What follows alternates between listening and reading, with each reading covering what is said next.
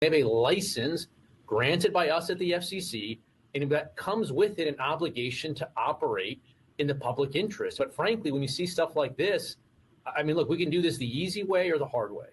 And those are the words that placed FCC Chair Brandon Carr in the hot seat in Congress today. And our breaking story, fireworks flew in Washington as numerous members of Congress held Mr. Carr accountable for his words, his speech.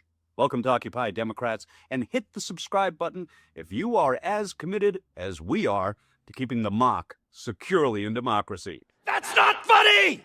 Yeah, it wasn't so funny on Capitol Hill today either. FCC Chairman Brendan Carr's intimidation rhetoric, it was front and center, as Congresswoman Amy Klobuchar, Congressman Brian Schatz, and an especially enraged Congressman Ed Markey threw the gauntlet down in defense of free speech, and as you are about to see, they posed tough questions about Carr's recent chicanery involving ABC, Jimmy Kimmel, and other examples of his double standards for political satire and news censorship.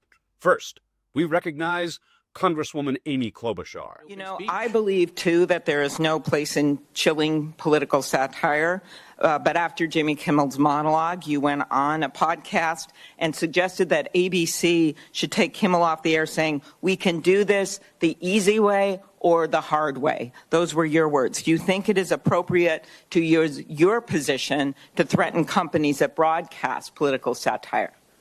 I think any licensee that operates on the public airwaves has a responsibility to comply with the public interest standard, and that's been the case for decades. I asked if you think it's appropriate for you to use your position to threaten companies. And this incident with Kimmel wasn't an isolated event. You've launched investigations into every major broadcast network except Fox. Is that correct?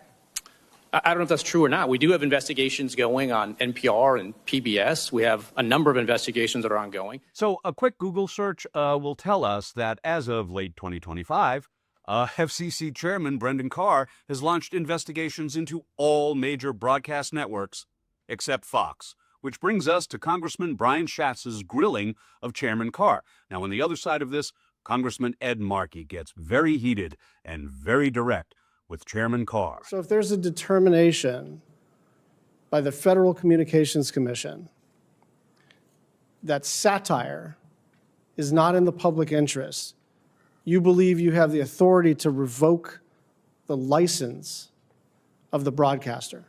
That's not my position at all.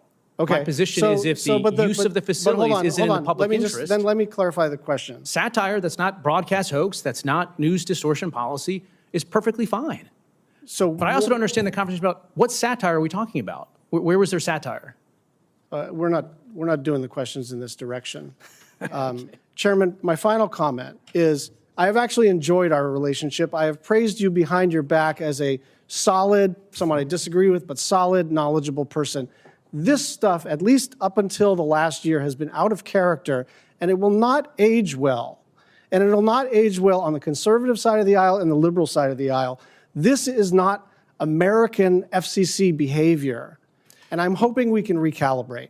So let me try to understand this. Did you have an issue when Senator Markey told the FCC to investigate Sinclair for their news activities? Was there any issue raised there? I'm going to allow this because I was tough on you. You did ask me a question. This is the first time I've ever going to respond to a question from a witness.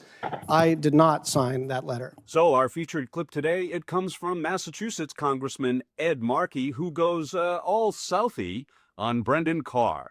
It happened just earlier today. You got to check this out. So in February, under your leadership, the Federal Communications Commission opened an investigation into a San Francisco radio station over its coverage of a federal immigration raid. A FCC investigation is a big deal for a local station. In a worst-case scenario, the FCC could shut down the station by revoking its license. In fact, you have repeatedly suggested over the past year that the FCC could revoke station licenses.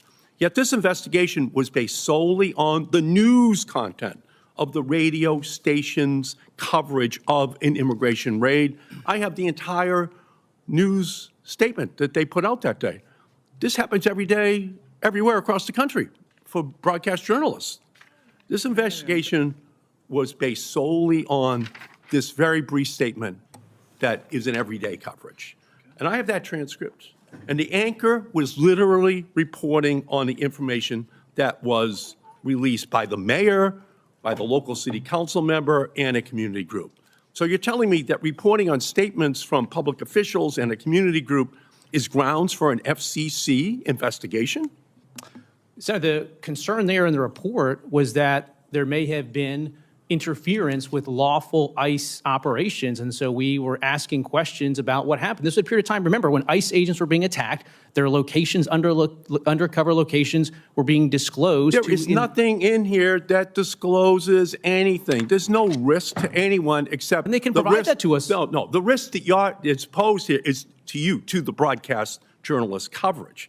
That's what really happened. The news journalists were just covering an important news story. And some conservatives were upset by the coverage.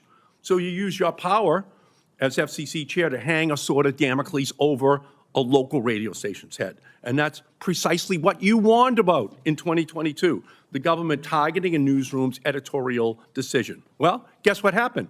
The station demoted the anchor who first read that news report over the air and pulled back on his political coverage. You got what you wanted.